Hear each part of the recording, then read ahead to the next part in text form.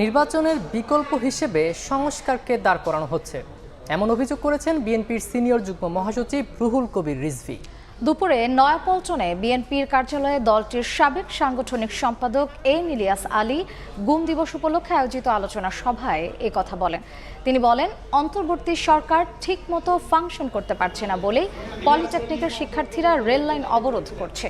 কোনো নির্দিষ্ট গোষ্ঠী নয়, সরকারকে জনগণের কাছে জবাবদিহি করতে হবে বলেও জানান এই বিএনপি নেতা।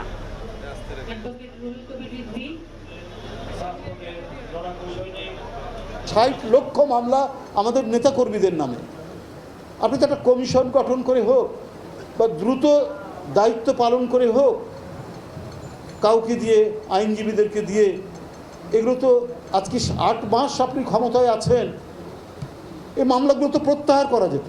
কেন নির্বাচন এবং ভোটাধিকারের বিকল্প হিসাবে সংস্কারকে দাঁড় করাচ্ছে? সরকারের নির্বাচনী ওয়াদা ডিসেম্বর আর জানুয়ারির মধ্যে এই যে পেন্ডুলামের মতো দোল খাচ্ছে, এটা কেন?